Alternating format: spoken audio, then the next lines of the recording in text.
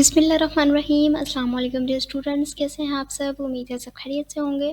आज की इस वीडियो में आपको फिजिक्स 101 के वेरी इंपॉर्टेंट 25 एमसीक्यूज़ बताऊंगी, जो कि मिड टर्म के हवाले से मोस्ट इंपॉर्टेंट एमसीक्यूज़ हैं। वो स्टूडेंट जो जॉब करते हैं, जो कि सारे हैंडआउट्स को पढ़ नहीं पाते, जो है सारे लेक्चर्स नहीं ले सकते, तो उनके लिए बहुत ज़्यादा बेनिफिट रहेगी ये वीडियो। अगर वो इन्हीं 25 एमसीक्यूज़ को एक बार अच्छे से पढ़ते हैं तो सारा आपका जो मिड टर्म का सिलेबस है वो इन्हीं 25 एमसीक्यूज़ में से ईजिली कवर हो जाएगा।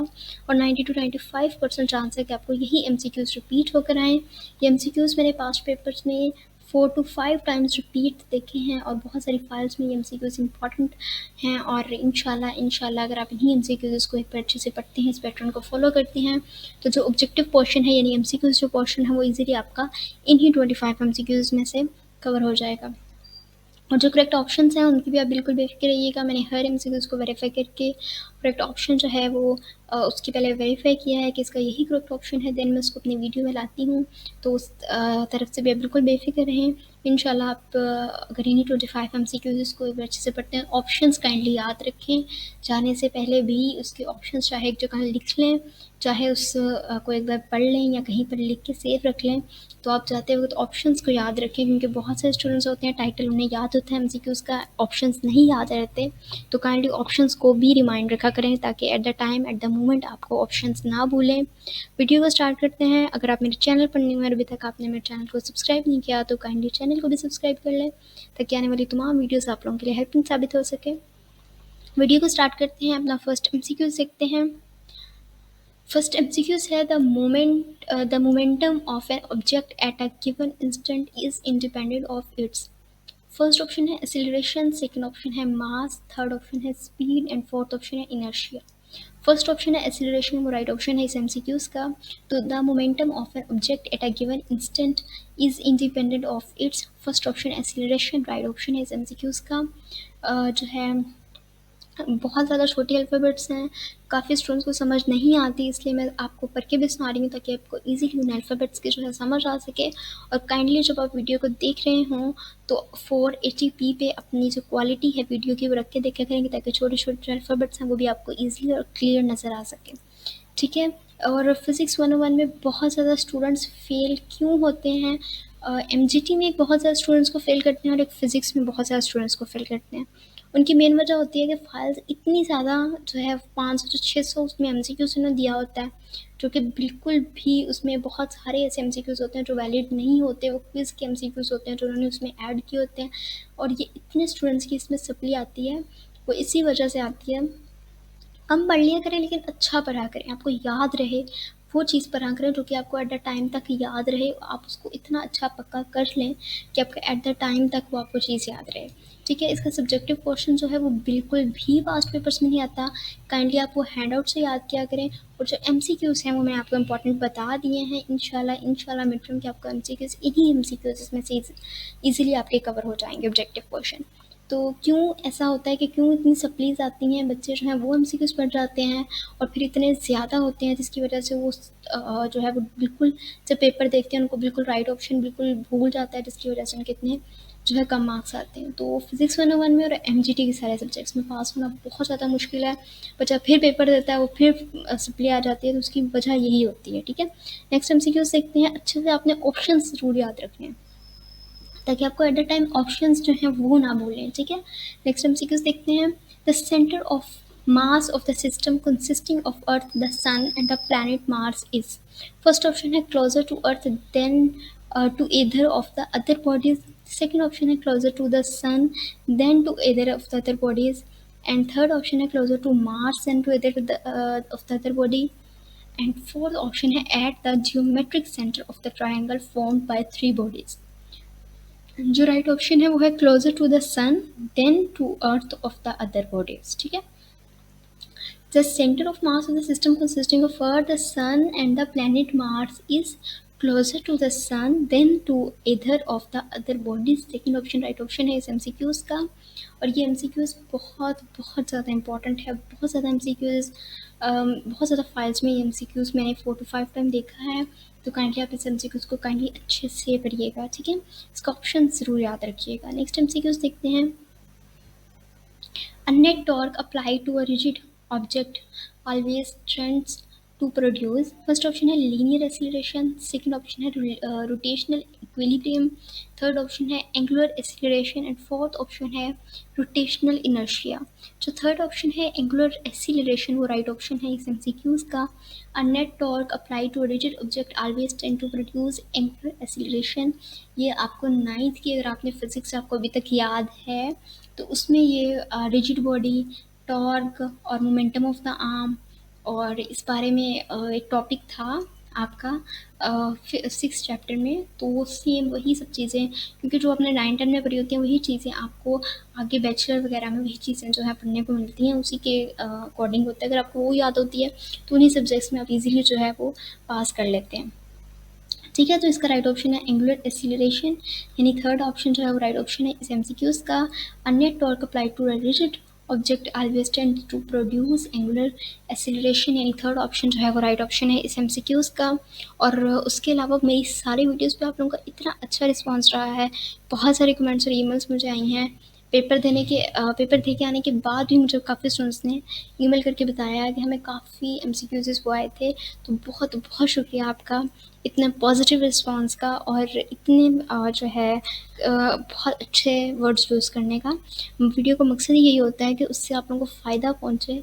सिर्फ वीडियो को अपलोड कर देना नहीं होता, मतलब यही होता है कि आपको इससे कहीं ना कहीं फ़ायदा हो जाए और आपके उस सब्जेक्ट में अच्छे मार्क्स आ जाएं, तभी एक वीडियो का मकसद पूरा होता है। तो अल्लाह ताला आप सब लोगों को कामयाबियाँ अता करे। नेक्स्ट एमसीक्यूज़ देखते हैं। In simple harmonic motion, the restoring force must be proportional to the first option है amplitude, second option है frequency, third option है velocity and fourth option है displacement। जो displacement fourth option है वो right option है इस MCQs का। In simple harmonic motion, the restoring force must be proportional to the displacement, यानी fourth option जो है वो right option है इस MCQs का।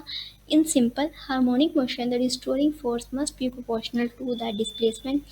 काफ़ी स्टूडेंट्स हैं मुझे आए कहते हैं काइंडली थोड़ा हल्का बोला कि हमें समझ नहीं आती।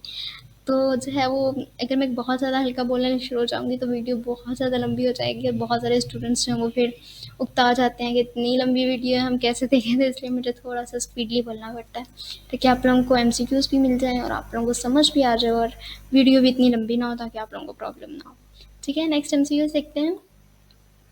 A particle oscillating in simple harmonic motion is first option है in equilibrium at the ends of its path because its velocity is zero there.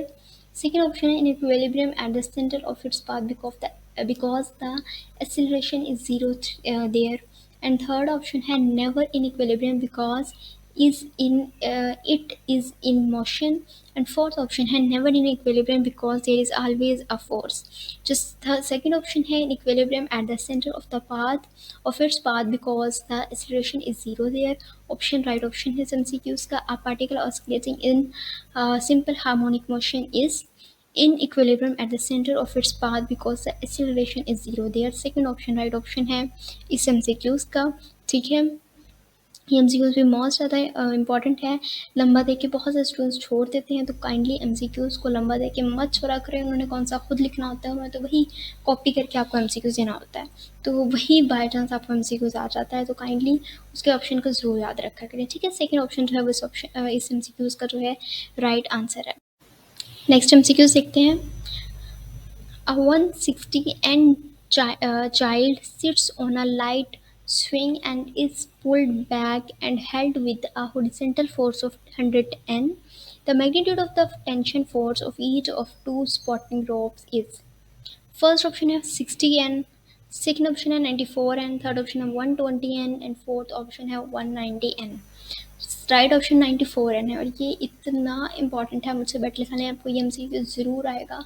ये हर स्टूडेंट को मिड टर्म के एग्ज़ाम में ये एमसीक्यू ज़रूर आता है। मुझे अभी तक याद है जब मैंने फिज़िक्स 101 का अपना पेपर दिया था उस टाइम पे भी मुझे ये एमसीक्यूज़ आया था मिड टर्म में ही। ये इतना इंपॉर्टेंट एमसीक्यूज़ है। यहाँ तो ये आपको शॉर्ट में आ जाएगा और उसको आपने टोटल बताना होगा कि टू स्पॉटिंग रॉप से आपकी क्या magnitude of the tension force निकलती है। यहाँ तो आपको शॉर्ट में क्वेश्चन आ जाएगा, आपको कैलकुलेटेड करके बताना पड़ेगा। एमसीक्यूज़ तो मस्ट ही एमसीक्यूज़ आता है। ठीक है, ये बहुत ज़्यादा इंपॉर्टेंट है, काइंडली आप याद रखिएगा इसका। राइट ऑप्शन 94 एन ऑप्शन जो है सेकंड ऑप्शन राइट ऑप्शन है इस एमसीक्यूज का। A 160 N child sits on a light swing and is pulled back and head with a horizontal force of 100 Newton. In 100 and 100 Newton, the magnitude of the tension force of each of the two spotting ropes is 94 and यानी second option right option है इस MCQs का।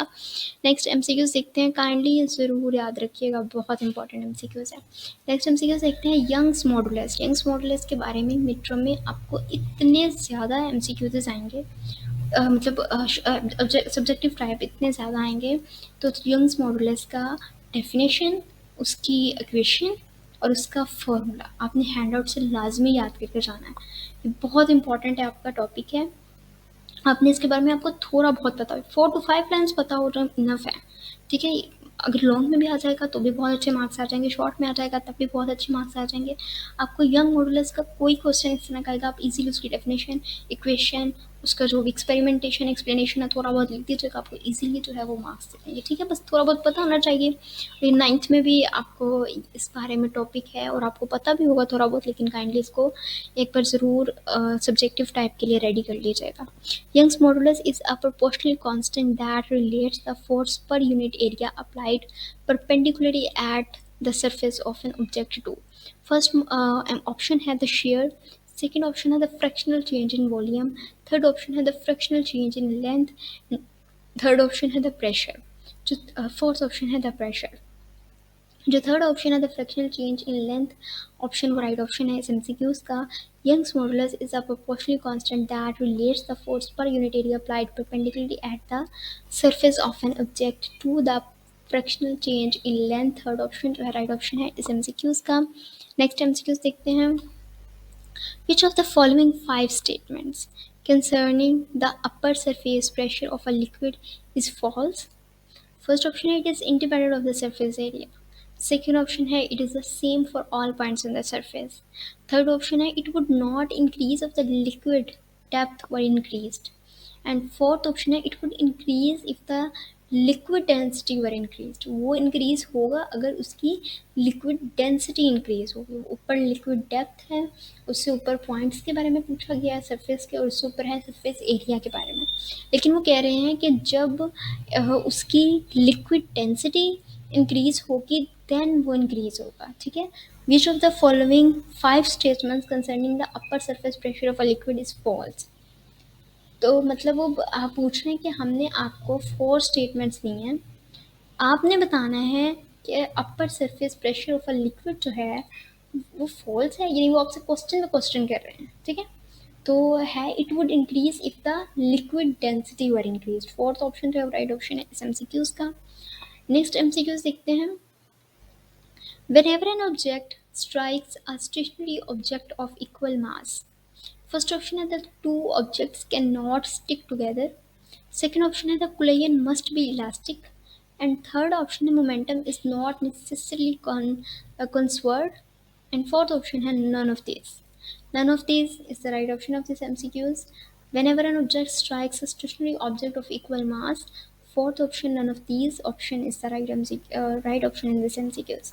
ठीक है, next MCQ देखते हैं, ये भी बहुत ज़्यादा इंपॉर्टेंट है, आप इसका भी राइट ऑप्शन ज़रूर अच्छे से याद रखिएगा। नॉन ऑफ दीज है तो वो तो इजीली आपको याद भी रहेगा, तो इसका राइट ऑप्शन है नॉन ऑफ दीज। ठीक है, नेक्स्ट एमसीक्यू देखते हैं। विच of the following properties of a sound wave determine its pitch? Pitch mean कहते हैं जब हम बोलते हैं तो हमारी जो फ्रीक्वेंसी होती है ना बोलने की, लाइक हमारी इससे हमारे निकलती है वोकल कॉर्ड से हमारी जो फ्रीक्वेंसी निकलती है पिच, उसको कहते हैं। यानी कि अगर मैं आपसे बात कर रही हूँ तो मेरी कितनी फ्रीक्वेंसी होगी, मेरे पिच की कितनी फ्रीक्वेंसी होगी, यानी मैं किस साउंड वेव से आपसे बात कर रही हूँ, कितनी मेरी स्पीड है, कितना मेरा वोकल कॉर्ड यूज़ कर रहा है। और इसकी एक बेहतरीन टिप होती है कि आपकी पिच और आपकी फ्रीक्वेंसी बहुत हाई हो जाती है if you drink some little bit of water. ठीक है, अगर आप थोड़ा बहुत पानी पीते हैं तो उससे पिच और फ्रीक्वेंसी बहुत ज़्यादा हाई हो जाती है, क्योंकि जब हम वोकल कॉर्ड पे हमारा वाटर लगता है तो जो हमारी वोकल कॉर्ड होती है वो एट द मिनिमम टाइम के लिए वो बहुत ज़्यादा स्मूथ हो जाती है, जिससे हमारी जो पिच होती है, हमारी वॉइस की फ्रीक्वेंसी होती है वो बहुत ज़्यादा हाई निकलती है। तो वो पूछना है कि which of the properties of a sound wave determine its pitch? First option amplitude, बिल्कुल ऑप्शन ये गलत है। सेकंड ऑप्शन है distance from source to detected, and third option है फ्रीक्वेंसी। फ्रीक्वेंसी भी मैं बात कर रही हूँ हमारी मेरी बोलने की फ्रीक्वेंसी। जब हम एडिटिंग भी करते हैं ना तो उसमें आता है कि जो आप बात कर रहे हैं उसकी फ्रीक्वेंसी कितनी रखनी है, उसकी पिच कितनी रखनी है। तो ये दोनों सिमिलर वर्ड्स हैं कि हम उसमें एडिटिंग में भी बताते हैं कि हमारी फ्रीक्वेंसी वॉइस की इतनी रखनी है, हमारी पिच इतनी रखनी है। तो वो जो होती है वो एडिटिंग में भी बताई जाती है, वो हमारी वोकल कॉर्ड से निकलने वाली फ्रीक्वेंसी होती है। ठीक है, फोर्थ ऑप्शन है फेस, और थर्ड ऑप्शन जो है फ्रीक्वेंसी, वो राइट ऑप्शन है इस एमसीक्यूज का।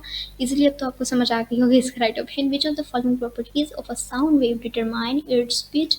राइट ऑप्शन है फ्रीक्वेंसी। नेक्स्ट एमसीक्यू सीखते हैं। In the MKS system, charge is measured in, first option है फ्रॉड, नहीं फ्रॉड ही बोलेंगे, फ्रॉड या फ्रॉड।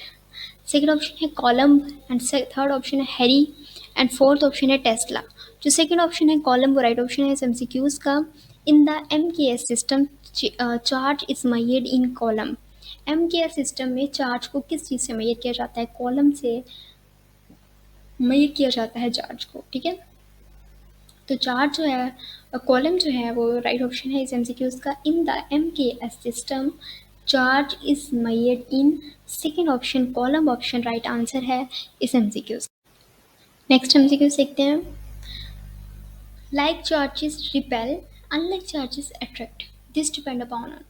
जैसे कि आपको पता है जो सेम चार्जेस होते हैं, लाइक जो सेम चार्जेस होते हैं वो रिपेल कर जाते हैं, और जो दोनों डिफरेंट चार्जेस होते हैं यानी अनलाइक चार्जेस होते हैं वो एक दूसरे से अट्रैक्ट करते हैं। तो ये किस पे डिपेंड करता है? फर्स्ट है strength of two charges and distance between them, कि दो चार्जेस की ताकत और बाकी उनका जो है डिस्टेंस कितना है उस पर चीज़ पे डिपेंड करता है। सेकंड ऑप्शन है strength of the bus charges of two charges, जो लास्ट थर्ड है वो है distance between the two charges. जब उन दोनों को सेपरेट सेपरेट करके उन्होंने लिख दिया है। उसके बाद थर्ड है none of the is given statement is irrelevant. तो जो फर्स्ट ऑप्शन है यानी हमें बी में भी वही ऑप्शन दिया है, strength of the two charges, strength of the two charges, distance between them, distance between the two charges. तो हमने इन दोनों को जो मर्ज करके एमसीक्यूज का ऑप्शन है वो फर्स्ट एमसीक्यूज का ऑप्शन है कि दो जो चार्जेस हैं उनकी स्ट्रेंथ भी और उनका डिस्टेंस भी मैटर करता है, डिपेंड करता है सेम चार्जेस के रिपेल होने पे और डिफरेंट चार्जेस के अट्रैक्ट होने पे यानी अनलाइक चार्जेस के अट्रैक्ट होने पे डिपेंड करता है strength of the two charges और डिस्टेंस बिटवीन दैम। जो फर्स्ट ऑप्शन है वो राइट ऑप्शन है इस एमसीक्यूज का। ठीक है, नेक्स्ट एमसीक्यूज देखते हैं। Of the following situations which one is impossible? इन सब सिचुएशन में कौन सी कैसी है जो कि इम्पॉसिबल है? हमने पॉसिबल नहीं बतानी, हमने इम्पॉसिबल सिचुएशन बतानी है। फर्स्ट ऑप्शन है a body having velocity east and acceleration east. Second option है a body having velocity east and acceleration west. And third option है a body having constant velocity and variable acceleration. And fourth option है a body having constant acceleration and variable velocity। तो third option है body having constant velocity and variable acceleration, यानी third option जो है वो right option है इस MCQs का। One of the following situations which one is impossible? A body having constant velocity and variable acceleration, third option right option है इस MCQs का। ठीक है, नेक्स्ट एमसीक्यूज देखते हैं। A plane traveling north at 200 ms turns and then travels south at 200 ms. The change in its velocity is, first है 400 ms north, second option है 400 ms south, and third option है 0, and fourth option है 200 ms south। जो second option है 400 ms south और right option है MCQs का। A plane travelling north at 200 ms और साउथ में भी वो ट्रैवल कर रहा है 200 ही। अब आप खुद बताएं अगर एक प्लेन जो है वो नॉर्थ में भी 200 ms ट्रैवल करेगा और उसमें साउथ में भी 200 ms ट्रैवल करेगा, तो वेलोसिटी को चेंज करके हम जब चेंज वेलोसिटी करेंगे तो हम जो है उसमें कितना ms आएगा? 200 प्लस तो 400 हो गया, ms भी साथ में वैसे आ जाएगा। बट को हमें ये बताना है कि नॉर्थ आएगा साथ में या साउथ आएगा। फर्स्ट ऑप्शन में हमें नॉर्थ दिया हुआ है, सेकंड ऑप्शन में हमें साउथ दिया हुआ है, 400 तो ऊपर भी है, लेकिन 400 ms साउथ यानी सेकंड ऑप्शन जो है राइट ऑप्शन है इस एमसीक्यूज का। नेक्स्ट एमसीक्यूज देखते हैं। The inertia of a body tends to cause the body to, first option है speed up, second option है slow down, third option है resist any change in its motion, and fourth option है fall toward earth. तो third option है resist any change in its motion, right option है इस MCQs का। The inertia of a body tends to cause the body to resist any change in its motion, यानी third option right option है इस MCQs का।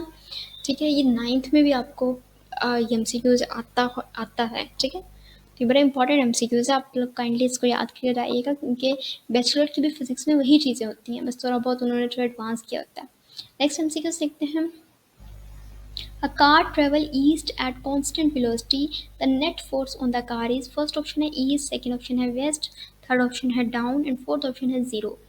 A car travels east at constant velocity. The net force on the car is, हमने net force बतानी है एक car की, कि कार जो है वो ट्रेवल कर रही है ईस्ट पे एक कांस्टेंट वेलोसिटी के साथ। तो नेट फोर्स क्या होगी उस कार की? नेट फोर्स होगी जीरो, यानी फोर्थ ऑप्शन जो है वो राइट ऑप्शन है हमारे इस एमसीक्यूज का। ठीक है, नेक्स्ट एमसीक्यूज देखते हैं। A ball is throne upward into the air with a speed that is greater than terminal speed. It land at the place where it was thrown. During its flight, the force of and resistance is the greatest. First option है just after it is thrown, second option है halfway up, third option है at the top of its trajectory, and fourth option है halfway down. जो first option है just after it is throne option, यानी first option right option है MCQs का। A ball is throne upward into the air with a speed that is greater than terminal speed. It lands at the place where it was thrown. During its flight, the force of air resistance is the greatest. Just after it is thrown right option है इस MCQs का। Next MCQs देखते हैं। An object moves in a circle at constant speed. The work done by a centripetal force is zero because, first option है the displacement for each revolution is zero. Second option है the average force for each revolution is zero. Third option है there is no friction. Fourth option है the centripetal force is perpendicular to the velocity. जो last option है यानी fourth option है the centripetal force is perpendicular to the velocity option, right option है MCQs का। An object moves in a circle at constant speed. The work done by a centripetal force is zero because the centripetal force is perpendicular to the velocity, यानी fourth option जो है right option है हमारे इस MCQs का। Last MCQs देखते हैं। Next MCQs देखते हैं। लास्ट एमसीक्यूज है हमारा। अ 6 kg block is released from rest 80 m above the ground. When it has fallen 60 m, its kinetic energy is approximately. First option है 4800 जॉल, सेकेंड ऑप्शन है 3500 जॉल, and third option है 1200 जॉल, and last और fourth option है 120 जॉल। जो second option है 3500 जॉल right option है MCQs का। ये एमसीक्यूज के लिए भी बहुत ज़्यादा इंपॉर्टेंट है और शॉर्ट क्वेश्चन के लिए भी बहुत ज़्यादा इंपॉर्टेंट है। जैसे कि मैंने आपको पहले बताया था 94 न्यूटन जिसका राइट ऑप्शन था, शायद आपको याद हो, वो भी एक शॉर्ट क्वेश्चन में बहुत ज़्यादा पास्ट पेपर के सब्जेक्टिव पोर्शन में बहुत ज़्यादा आया हुआ है, तो मैंने वहाँ पे भी देखा और वही एमसीक्यूज में भी आया है, सो आप वो भी याद रखिएगा। इसका जो राइट ऑप्शन है 3500 जूल, ये भी बहुत ज़्यादा इंपॉर्टेंट है, अब इसको भी याद रखिएगा। ये दोनों बहुत ज़्यादा इंपॉर्टेंट एमसीक्यूज भी हैं और सब्जेक्टिव पोर्शन के लिए भी बहुत ज़्यादा इंपॉर्टेंट है। उसका 94 न्यूटन था, इसका 3500 यानी 3500 जूल इसका राइट ऑप्शन है। ठीक है, दोनों एमसीक्यूज बहुत ज़्यादा इंपॉर्टेंट है और सब्जेक्टिव पोर्शन के लिए भी बहुत ज़्यादा इंपॉर्टेंट है। ठीक है, एमसीक्यूज जो है वो आप लोगों के ख़त्म हो गए हैं। आई होप सो कि आप लोगों को समझ आई होगी, आपको हर वर्ड के अल्फ़ाबेट की भी समझ आई होगी। काइंडली जो है अपना जो क्वालिटी है वो अच्छी रख के देखेंगे तो आपको हर अल्फ़ाबेट बहुत क्लियरली नज़र आएगा। ठीक है, और बहुत शुक्रिया आपका वीडियो देखने का। अल्लाह ताला आप सब लोगों को कामयाबियाँ अता करें और इंशाल्लाह मुझे पूरी उम्मीद है कि इन्हीं एमसीक्यूज इसमें से आपका इजीली जो है सिलेबस कवर हो जाएगा। काइंडली चैनल को सब्सक्राइब कर दीजिए। बहुत से स्टूडेंट्स हैं वीडियो देखते हैं लेकिन सब्सक्राइब नहीं करते, क्यों नहीं करते आप लोग सब्सक्राइब? काइंडली सब्सक्राइब कर दें यार।